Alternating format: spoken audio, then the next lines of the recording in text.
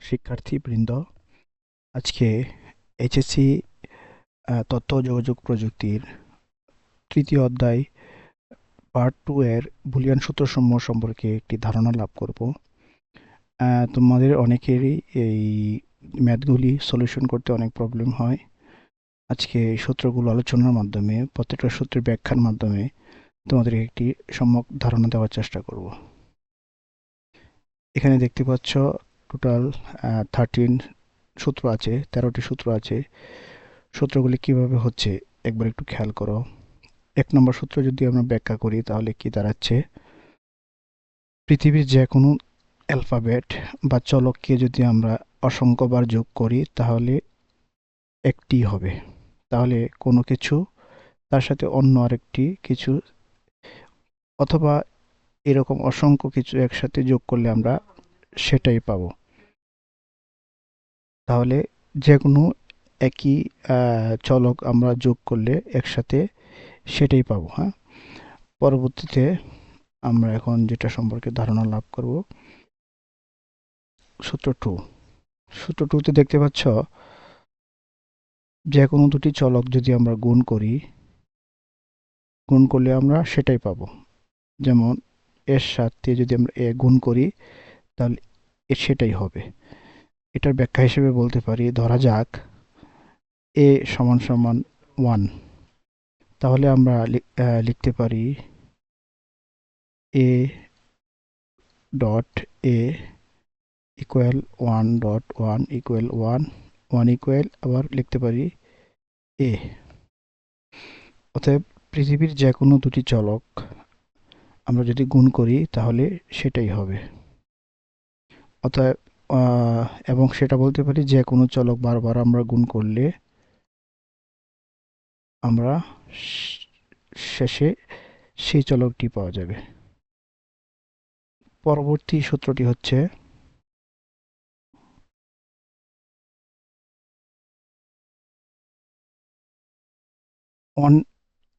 ওয়ানের সাথে আমরা যে কোনো চলক যদি যোগ করি, ওয়ানের সাথে যে কোনো একটি চলক যোগ করলে ফলাফল হবে 1। ওয়ানের সাথে যদি আমরা বি যোগ করি ফলাফল হবে 1। এটা ব্যাখ্যা কি? লেট আমরা ধরে নিলাম এ সমান সমান 1, তাহলে 1 প্লাস এ ইকুয়াল 1 প্লাস 1 ইকুয়াল 1। আশা করি বুঝতে পেরেছ। পরবর্তী সূত্রের ব্যাখ্যা,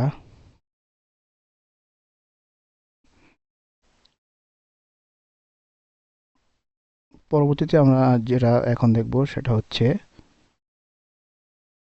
এ প্লাস এবার।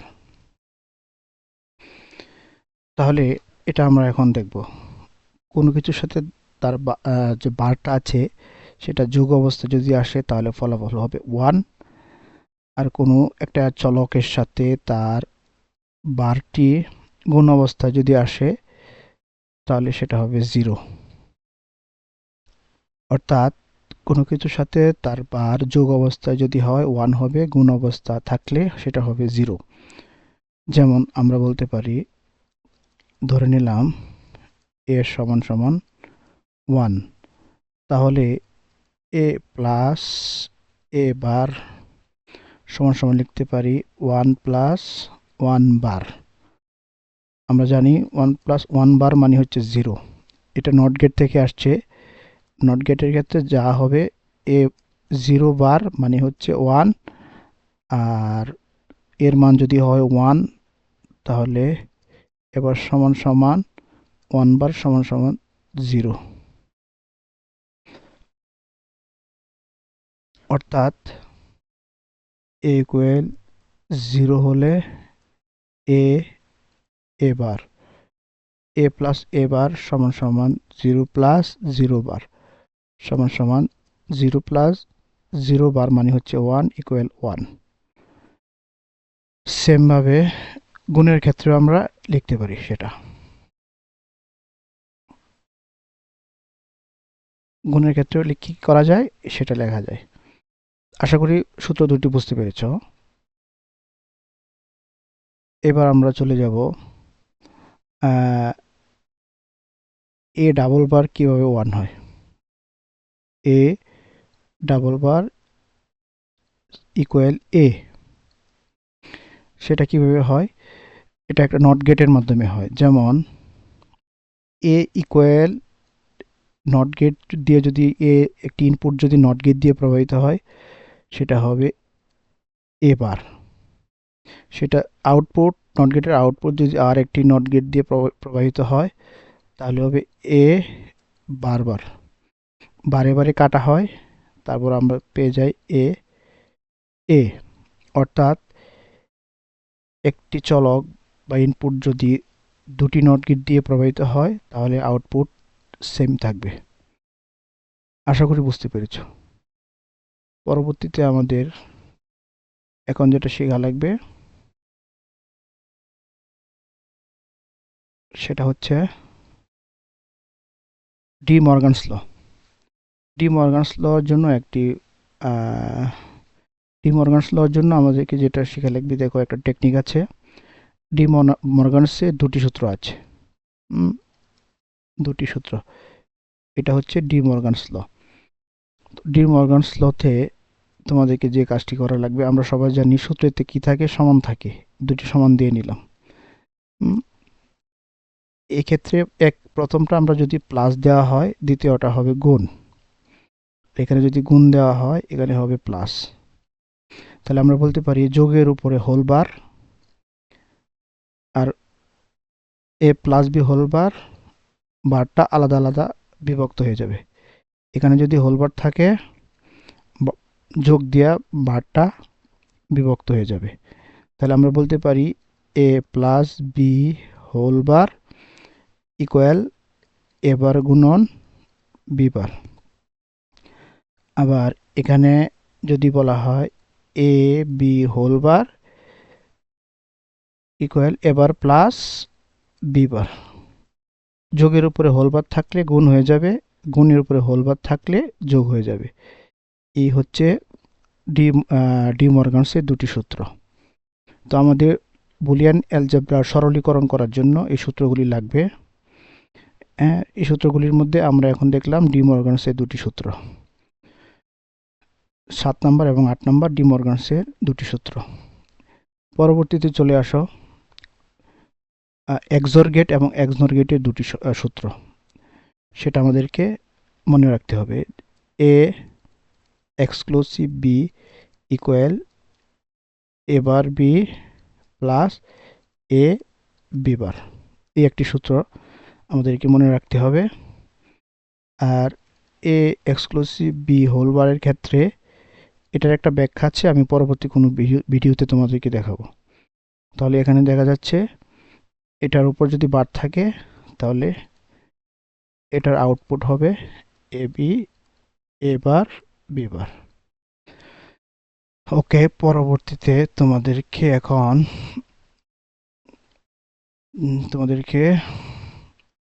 লাস্টের 3টা সূত্র আছে, একটু টেকনিক করে আমাদেরকে শেখা লাগবে। হ্যাঁ, সবাই একটু লক্ষ্য করো। আমরা এখন টেকনিক করে 3টা সূত্র মনে রাখবো। একটা টেকনিক করে আমাদেরকে সূত্রগুলি মনে রাখতে হবে। লাস্টের 3টা সূত্র 11, 12, 13। দেখো এ প্লাস এ প্লাস এ প্লাস, তিনটাতে কি আছে?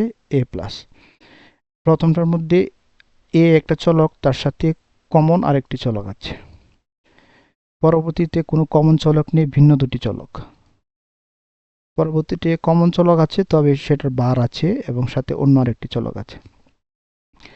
এখন আমরা এখান থেকে প্রথম 3টি সূত্রের প্রথম সূত্রটি আমরা একটু ব্যাখ্যা করি। সবাই একটু দেখো।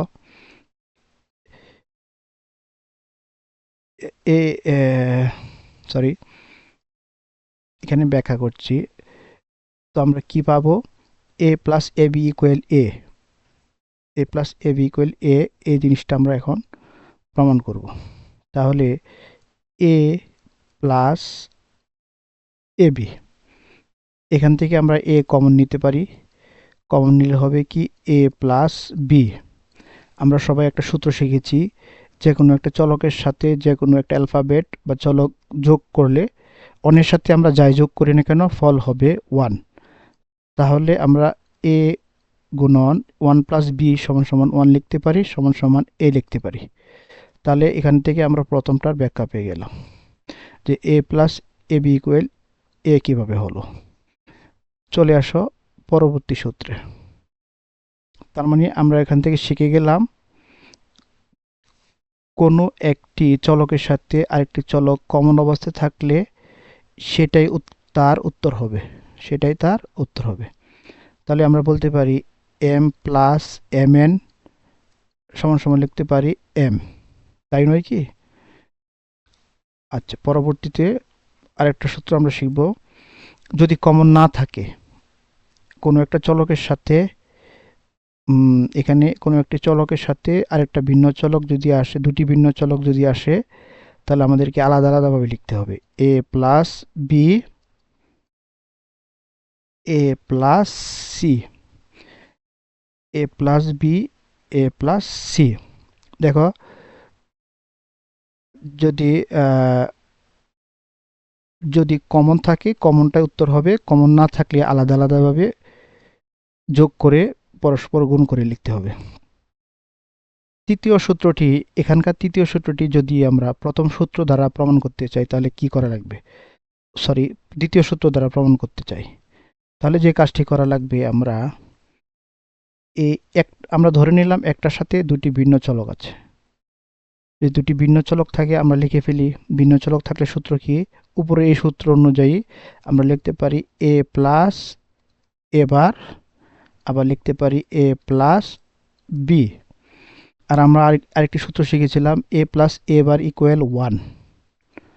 তো আমরা পুরা a প্লাস a বারকে লিখতে পারি 1, থাকবে হচ্ছে তাহলে a প্লাস b। এই 13টি সূত্র প্রয়োগ করে পরবর্তী ভিডিওতে আমরা বুলিয়ান অ্যালজেব্রার সরলীকরণ কিভাবে করতে হয় সেগুলি শিখব। আজকের এই ক্লাসে তোমাদের থাকার জন্য ধন্যবাদ। পরবর্তী ভিডিও পেতে সাথেই থাকো।